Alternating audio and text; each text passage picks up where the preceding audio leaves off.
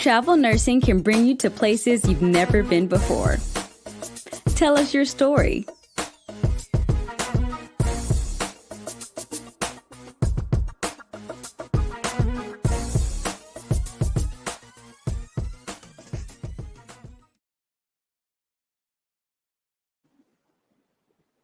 Hi there, it's Rita at the Travel Nurse Channel, and I believe it will be, when you see this, Tuesday, the 11th, but I am recording it a little bit early because life got in the way and I wanted to be sure to be here. We're normally here on the Travel Nurse Channel, or I normally am here, sometimes with a guest, on the Travel Nurse Channel on Tuesdays between 10 a.m. and 11 a.m. Pacific Standard Time. So today I'm pre-recording. We're not live, but you can certainly, on Facebook or YouTube, send in your questions, comments, concerns, anything to do with nursing, anything to do with travel nursing, anything to do with healthcare travel. If you are a therapist or a technician, this is normally these live broadcasts is just me in my home, but our tech guy set up a different background. So it looks like my head is shrinking and glowing. It looks so odd. I hope it doesn't look particularly odd to you. Anyway, my name is Rita. I've been a nurse for like a long time. And I was also a mostly per diem nurse. I did some local travel, but then mostly I was involved in, I did a lot of patient care during my career. And, but I also was involved in clinical nursing and nursing management and managing travel nurses. So that put me in a position to work with travelers, to work with facilities and hospitals and so forth that employed travelers, both nurses and, you know, surgical techs and everything from the specialty doctors to the specialty nurses on down to CNAs. There is a huge need. Healthcare, just like so many other areas of that are short employees, nursing is one of them. And travel is a great opportunity, a great career plan for many healthcare workers, particularly nurses, and for those who employ, for those who recruit, for those who staff and schedule and screen and need the nurse. I thought we should talk about that side of it, because right now when everybody is vying for a good nurse, what are the qualities, what are the tips that I can share with you that will help you get that nurse? Number one, you can be present on the Travel Nurse Channel. We are coming out with an ebook. You can get the ebook and find out more specifics on what strategies will bring in that special talent for that special position. So strategy is an important word in recruitment and in anything. If you're going to clean the garage, I actually was visiting my friend a while back, and she was making a major shift in her home. She has a big home and a big barn, and she was shifting things around. She raised 3 children, you know, and all their friends, 4 daughters. This woman is going to heaven. She's one of my dearest friends. Hi, Mare, if you're checking in. Anyway, before we got to clearing out her house and clearing out her garage and what was going to be donated and what was going to be trashed and what was going into the barn, etc., we sat together, we stood together, and we had a strategy. So strategy, can you see it? Where'd it go? Can I bring? Oh, I can't bring my sign in, can I? Let's see. Oh, I have a sign in. I wanted to show it to you. Well, if I put it in front of the camera, can you see it? Can you see my sign? It's coming. I see it at the bottom. What's happening? Nope. Okay. So sorry. I'm working with this funny background. All right. So I can't show you my sign, but my sign had in big capital letters strategy. So I suggest a strategy. It doesn't have to be my strategy. I'll tell you what I utilize, what has been helpful in my working with nurses and recruitment of nurses and so forth. And you can add or delete or whatever, but I thought let's start there. So a strategy, to define a strategy, they use strategy in the military quite a bit, but I'm just talking a strategy. What is it? It's a plan of action. It's just a plan of action. So you have a plan. It is the art of planning. Your strategy is your art of planning. And then it is also for your company, for your nurses, it's your policy to achieve the aim, all right, or the goal, or the outcome. It's your policy. So it's a plan, an art, and a policy. That's what a strategy is. And it really behooves you to have a strategy going into it. And what strategy is going to get you that nurse? Number one, I always say, is be a good communicator, which means not just talking, but listening. I'm pushing out my ears here. That's one part of me that's kind of small, my ears. I'm sure they'll grow as I age. So yes, so be a good communicator and a great listener. And then part of your strategy should be to have a great idea, a great picture in your mind of what candidate is the ideal candidate, right? So if you've been recruiting for a while, let's say you're recruiting for the emergency room. Think of whom you've recruited who has been successful, has maybe done more than one travel assignment with you in your company. And that's a picture you have in your mind. Or maybe, so when I was an employer, and I did mostly per diem, a very busy per diem staffing company is what I started. And we did a few travel assignments, but our focus was more per diem. So we were in touch with nurses and therapists and techs and hospitals and nursing homes and home health and so forth. We were in touch with them constantly. What do you need today? What do you need tonight? How can we help you next week? What can we plan on for next, January and so forth? So we were always conferencing, we were always communicating and finding out what they liked. If we'd already sent them a nurse to their ER, they might say, oh, is Sam available? Or is Janice available? Because they really liked that nurse, that they really clicked with the culture there and so forth. So have a picture in your head. Let's say, let's use Sam with this fictitious nurse Sam. Sam is a seasoned nurse. He has almost 10 years under his belt. He's primarily done emergency room work. He's worked at Trauma 2, Trauma 1. He will flex to lesser trauma centers, but that is his focus. He likes to work trauma, and he has his neonatal certificates and his TNCC and his advanced life support and all kinds of certificates, and he's very well practiced. He can start an IV in an infant and in a 92-year-old. So that's his realm. That's where his talent is. And in addition to his talent and his experience, he is super reliable. He always shows up 15 or 20 minutes early. With all his experience, he's not afraid to ask when something is unclear to him. He will re-ask or restate. So these are the qualities in Sam. Okay, let's go to Janice. What's so terrific about Janice? Well, Janice has 7 years, so she doesn't have quite as many years as Sam. Janice works trauma.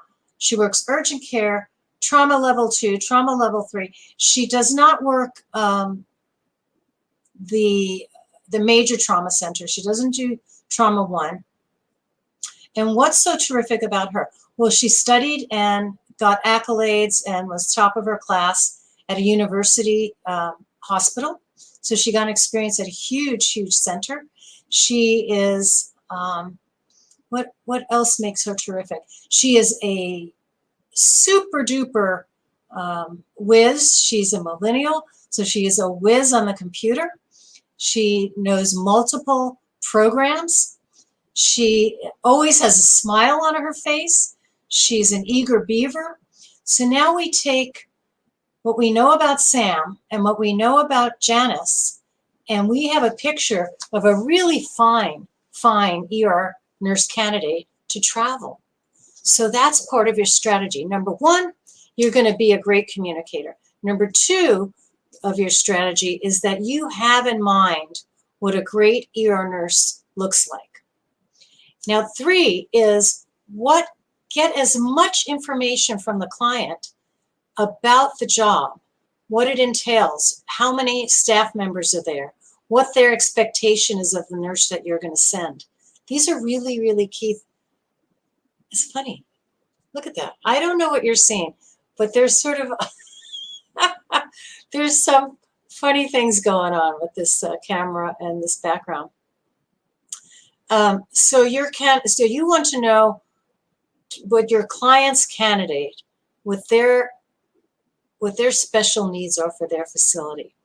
So if it's the trauma one, you want to say it's an inner city facility. They have a lot of motor vehicle accidents, gunshots, violent accidents going on, and surgical things going on and so forth. So they want a nurse that is really experienced with that knows how to prioritize. If 2 or 3 people are coming in from a terrible, violent accident, that they know how to prioritize. They know how to kind of do the MASH triage. MASH, I'm saying MASH, like the movie and the series that I grew up watching. So that nurse, you want the complete picture of a nurse that is very comfortable in that environment. And that's who you want to recruit for that particular client. So I'm just trying to give you ideas of the best way to strategize. Another thing is in your company, if you work with either a small or large company, you want to enlist everyone in the company, from the CEO to the business office to the credentialing people. Depends on how many people are on your team.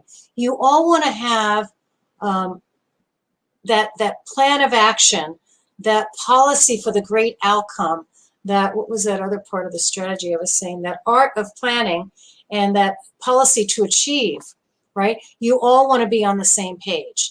So you do want to enlist your CEO, your financial people, your credentialing people. You all want to strategize together. Say, I have a client, this is the kind of nurse they need.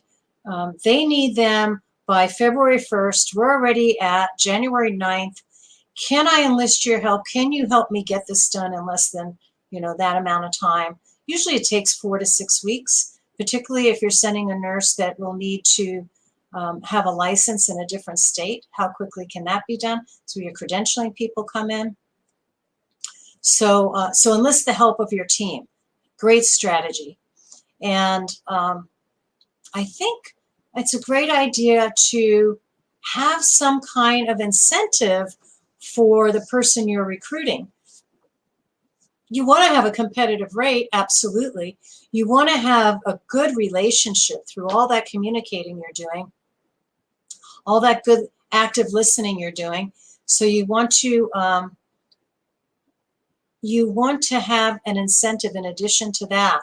Introduce an incentive to that nurse. Maybe your incentives are that you will, that there will be some financial incentive if they bring others into the fold, if they bring another traveler, another travel nurse, another travel therapist or technician. That would be a great incentive. If possible, you can work with the client on a completion bonus. That means everything goes according to Hoyle, everything from the start date to showing up on time, which means showing up early.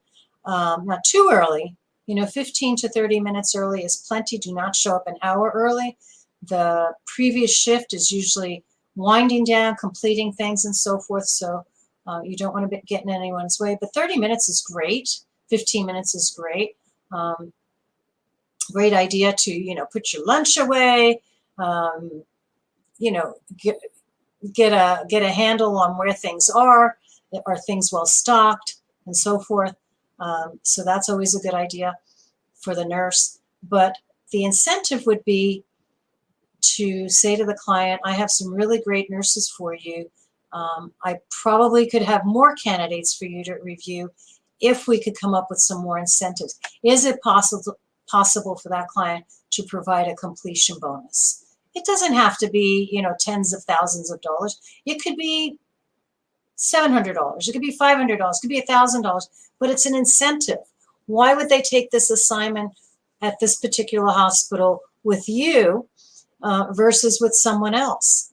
Maybe someone else is paying a little more hourly. Maybe someone else is providing a 6-month assignment versus a 3-month assignment. Most travel assignments are 90 days traditionally.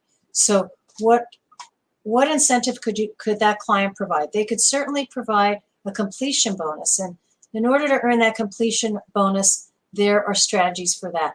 They have to show up on time, complete every shift, have no mishaps, get along with the staff, be super cooperative with the management.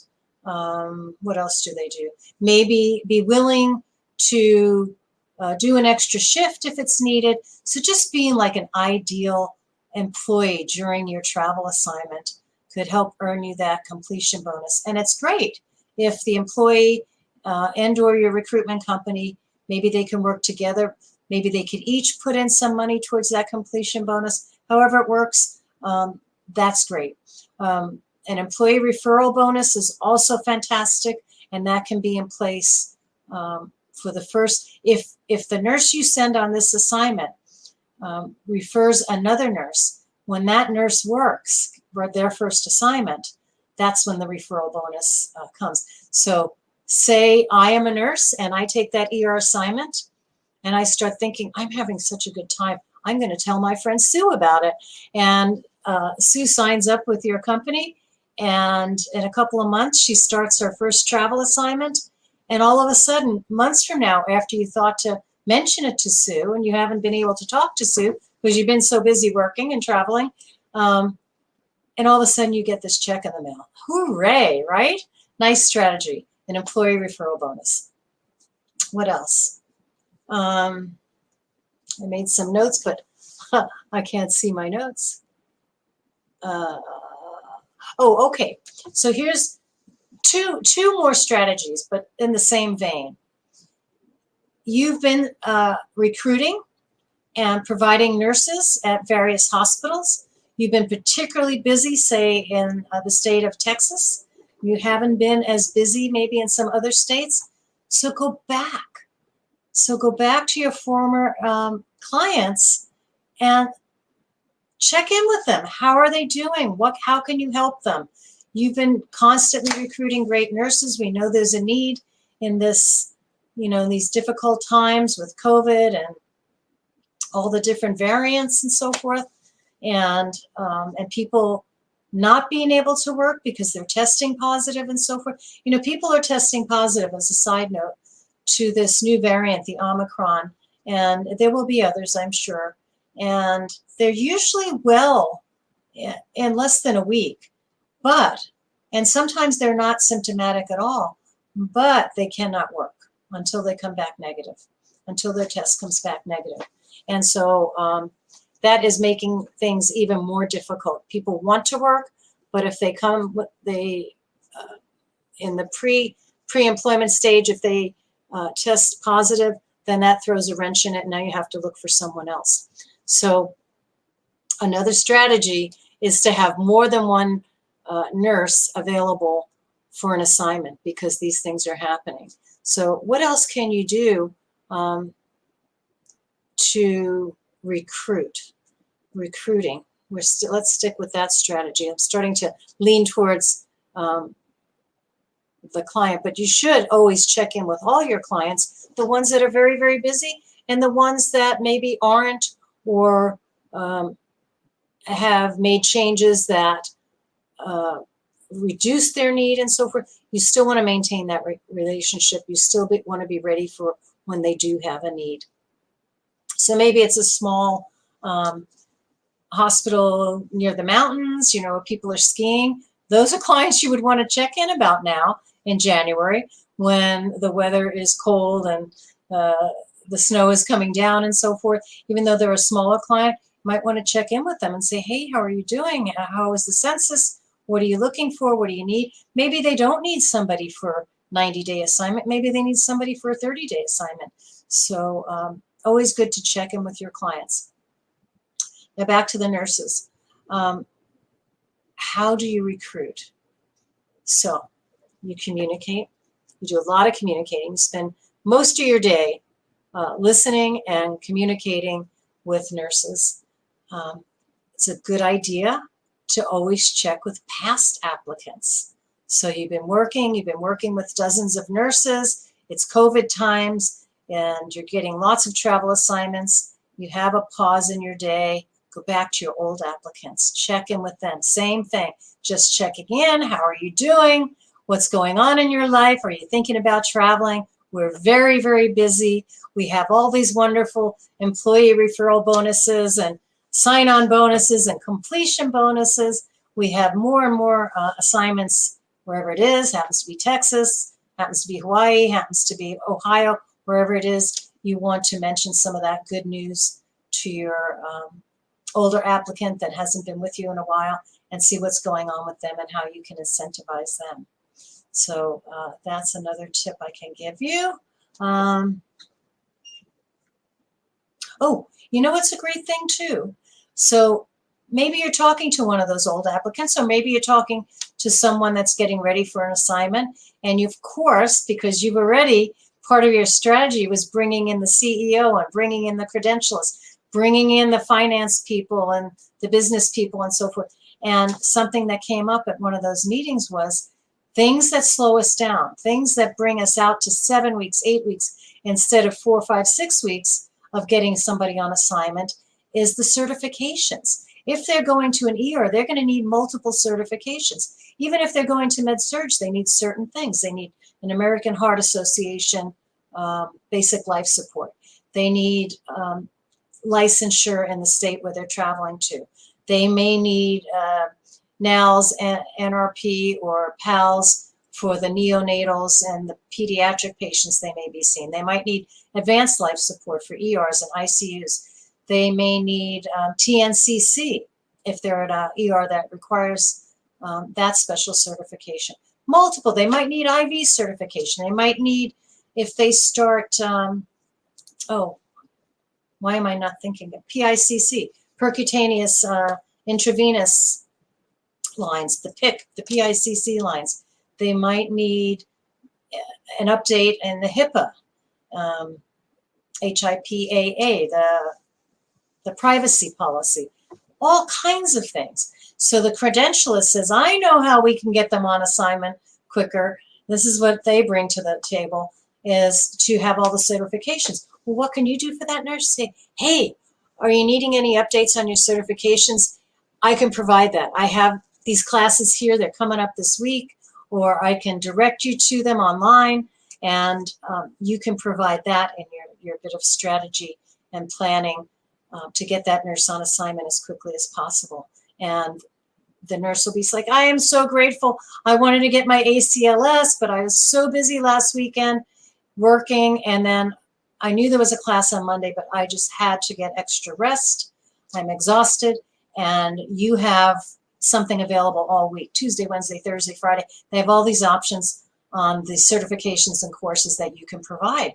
So great strategy, help them get their certifications. So let's see what else I have over here in my notes. Employee referral program, yep.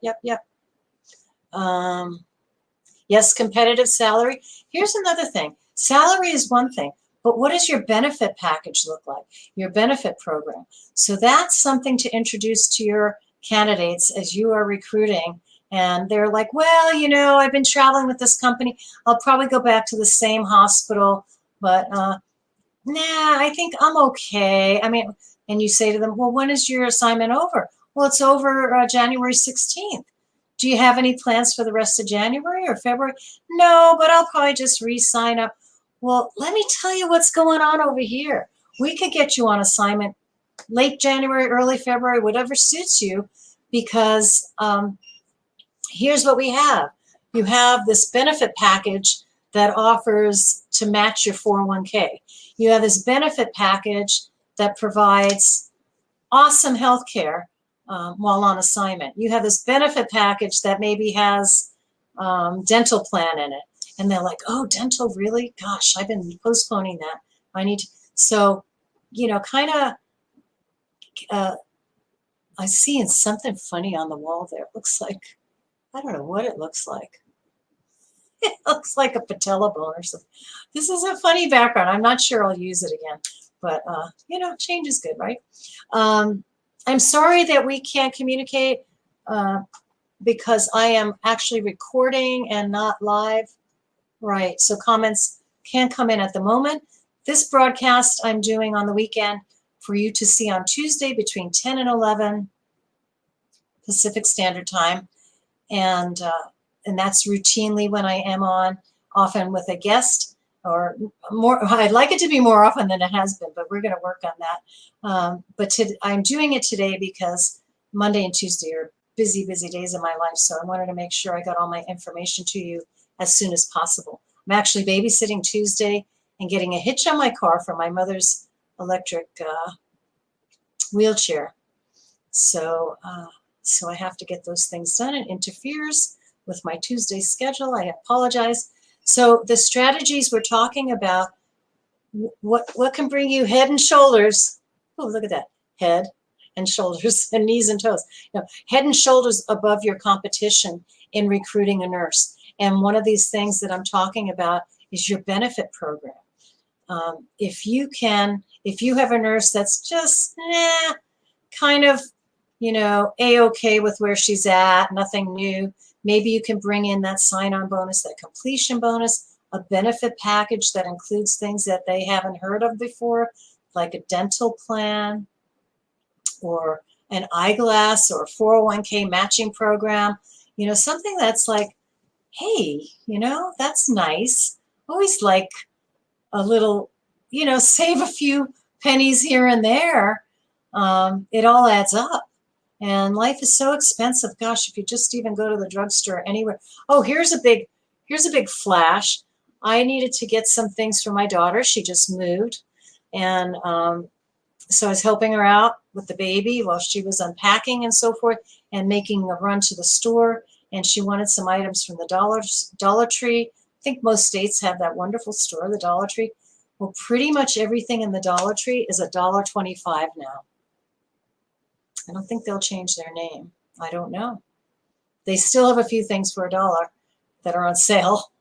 They didn't have things I needed. I needed a paper towel holder, and they didn't have that. But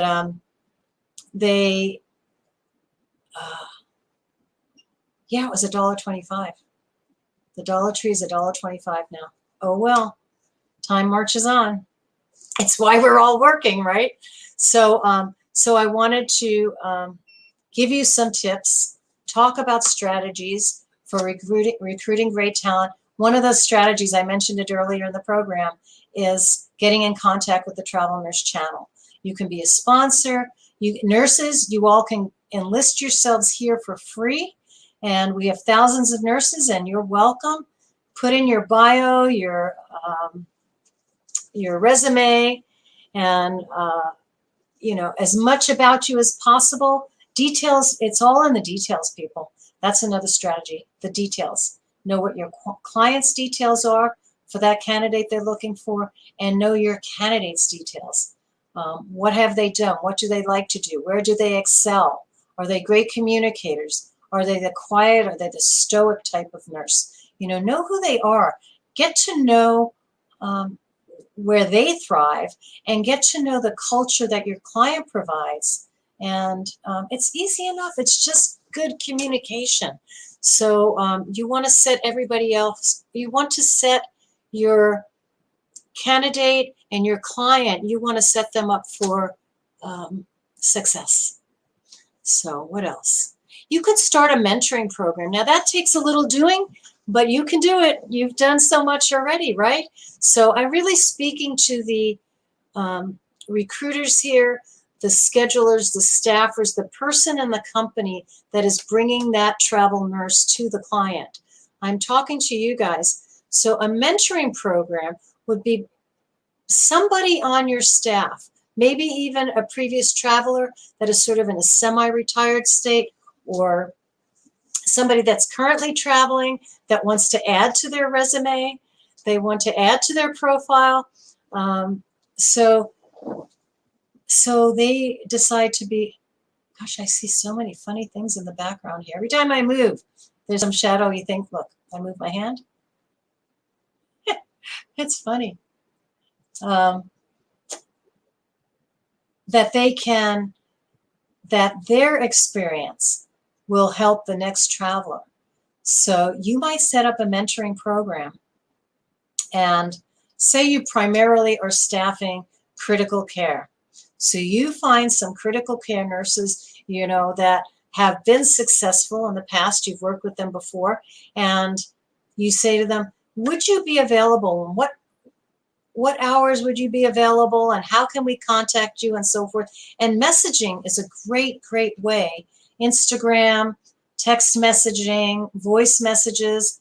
If you have a candidate that you are talking to and trying to recruit for a particular job, let's go back to the ER, to the trauma centers and so forth, and you're moving, you're trying to schedule a nurse for a client that's a trauma 2 level hospital that needs somebody that's like a self-starter with lots of initiative and lots of good skills. And that nurse says, I really want to do it, but it's my first assignment. And not that I want anybody to hold my hand, but who can I check in with? Maybe your company has clinical people to mentor them, and maybe they don't. Maybe you could start that with your own clinical management. Or maybe you can have mentorship through other travelers. So you set up some kind of schedule and say to that nurse, you know what?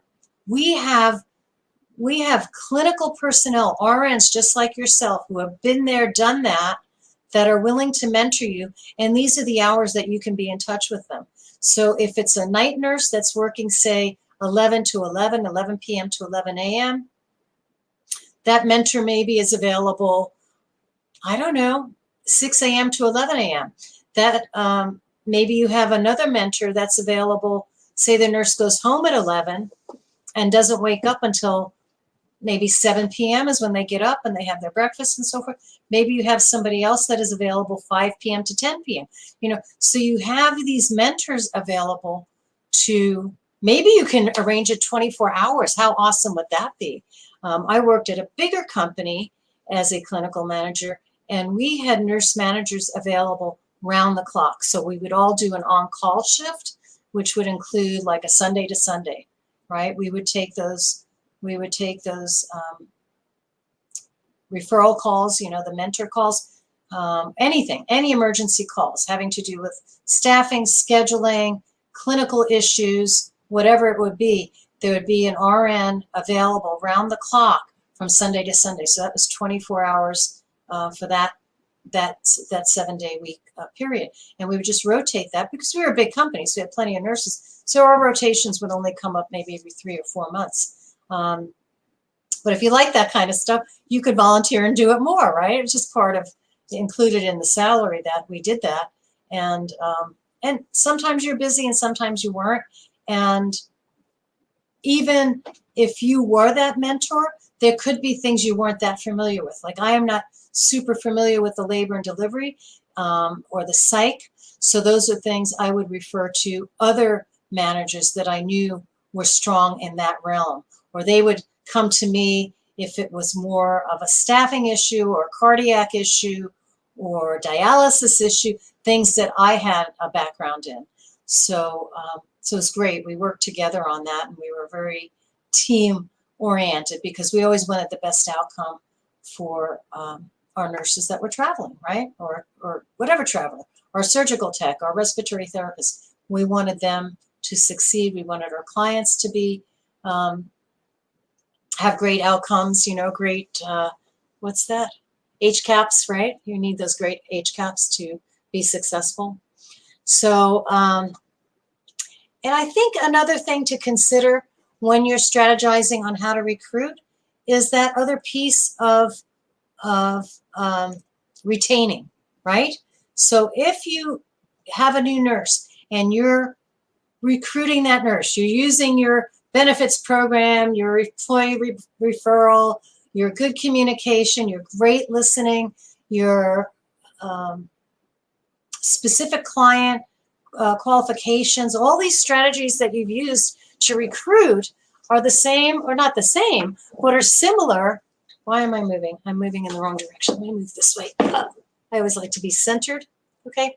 That the strategic thing in recruitment, or the part B to great recruitment, is great retainment. So all of those things that you use to recruit, you don't want to lose any of them. You want to keep those strategies in place, and then it will be very, very helpful in the retainment as well. So let me give you some retainment strategies. You'll see there are similarities. Okay. Okay.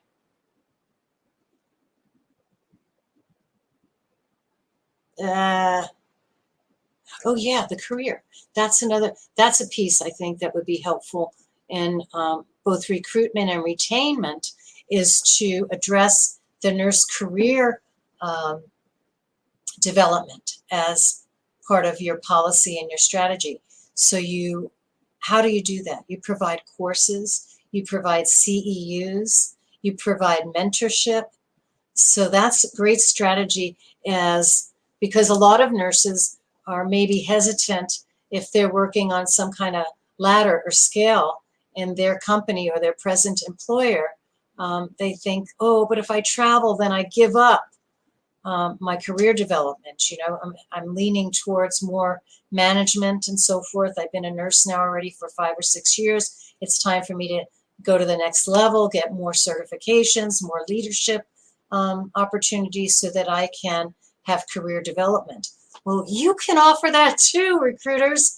You can offer that too, nursing companies and travel companies. Yes, you can. Career development does occur while traveling because of that exchange, that team exchange of skills. Maybe, for example, you came from a big, big hospital where you didn't start a lot of IVs, even though you're a tele-nurse and so forth, or an ICU nurse, because you had an IV team. And maybe where you're going, they require the IV skills. So you take a course and you volunteer to do as many IVs as are necessary while on assignment. And I remember having been doing IVs for years and years and years when I went into this position in interventional radiology. And there was a great, what a crackerjack nurse she was, a great redheaded nurse that was super duper at IVs, number one, and super duper at inserting PICC lines. Although at that hospital, doctors and nurses were both doing the PICC lines, but they would often start with a nurse. It was more cost effective, and we had quite a few nurses in our department, in that interventional department, that could do that. Well, this nurse was my mentor as I was orienting to be an interventional nurse in that facility. And I took her IV class, even though I was only going to be there for a short amount of time. I wasn't going to do the PICC lines, but just reviewing with her on her IV, on her strategies and her policies, and her plan for doing IVs, where to start, if it was just a same-day procedure or it was going to be long-term. Her success and her education and her physiology, anatomy and physiology for starting IVs was an awesome review. And because I'd been a nurse since the 70s, and I was doing this in the, when was it? The early 2000s. So So I hadn't taken an IV course in many, many years, didn't think I needed. I put in, by that time, thousands. I'd worked dialysis. I've been doing needles for years and years and years, but it was super helpful to have that course. And also, all the information she provided for the PICC lines was information for me dealing with PICC lines, even if I wasn't going to be inserting it. So that added to my career development. Late in my career, big surprise, right? So, so you definitely want to promote that kind of career development. You definitely want to promote that culture of learning and providing for your travelers. That's exciting for someone who's on staff thinking, oh, but I have to stay on this career ladder. Absolutely you can. You will be surprised by what we can offer as a travel company. And then this is not as easy, but if you can do it, your travelers will love it. Say you have a local travel, well, I mean, there's going to be all kinds of situations, recruiters, but if you're listening, and this is important to your nurse, they may not want to give up their possession, their staff position, but they do want to travel. So maybe they can travel where they can commute, right?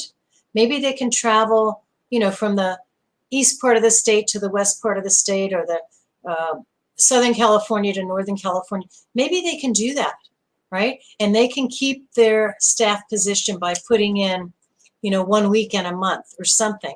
You know, they make some arrangements with whatever facility that they are at. I'm going to have to take a sip of water, and I hope I'm not taking up too much of your time. I'll sign off soon. But I just definitely wanted to get into these strategies, these plans, and these plans, and this art form, and this. I wanted to show you my sign, but I couldn't get this. I couldn't quite get the sign up. How do I get the sign up for you? Nope. For some reason the camera's not taking it. These policies to achieve your aim and your goal of recruiting fine nurses for your clients is if you can arrange some kind of flexible schedule that will accommodate the client as well as the nurse, that would be awesome. So you have a client that needs an ER nurse, they need them for days, they need them for nights, whatever it is, and they require every other weekend, or they require 1 weekend a month or something. So maybe you can say to them, is it possible that you could provide their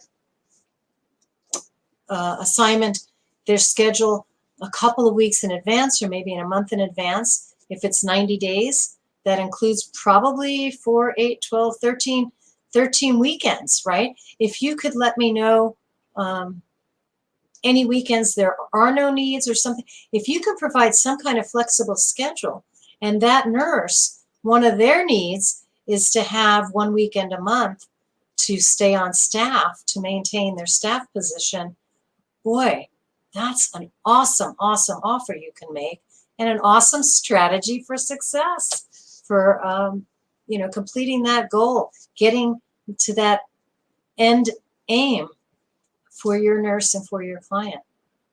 You know, you never know until you ask. You know, somebody was telling me the other day, at the last minute, her husband said, hey, do you want to go hike in the snow? I heard there's snow over there.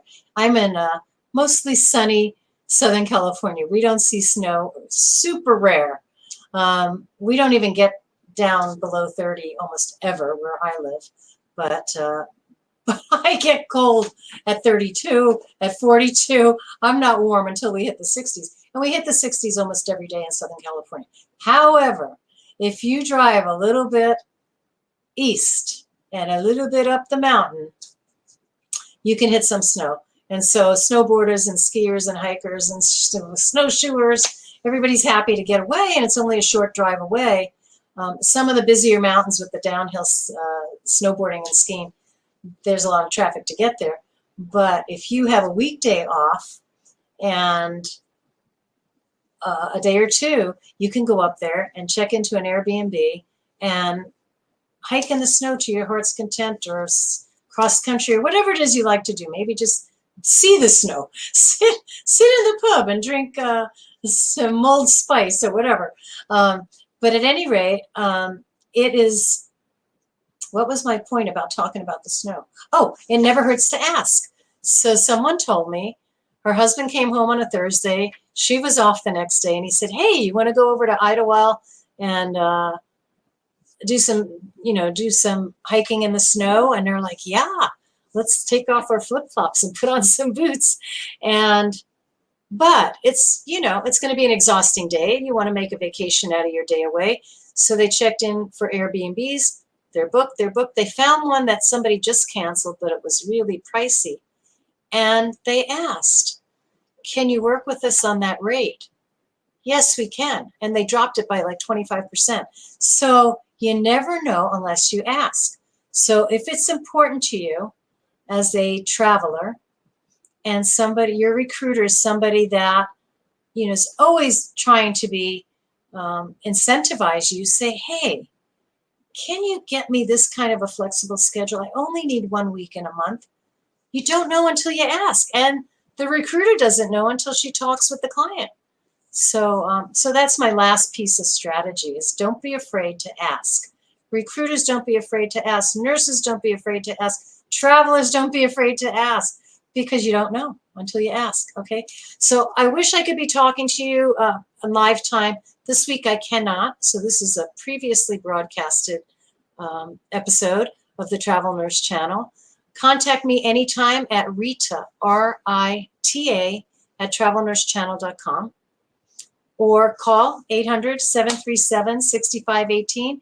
If you are a recruiter and you want to be part of our sponsorship on the Travel Nurse Channel, it's very affordable. If you're interested in our ebook, keep checking our website, because the ebook's coming out soon. What else? Be strategic. Be strategic in your recruitment and your retainment. Did I have any other tips for retainment? Because I think those go hand in hand, recruitment and retaining. Be solid, make a great first impression, be a great listener, which is part of that communication. Meet a high standard for your clients and your nurses. They will appreciate that. That's just being assertive and consistent. And let's see, make career development a top priority.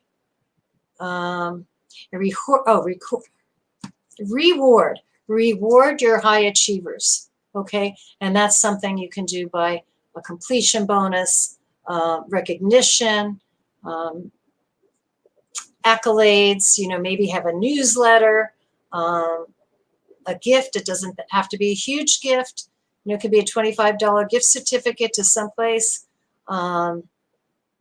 Recognize your nurses that are with you repeatedly. Longevity should be rewarded. That's very important for retainment. And promoting your culture of learning.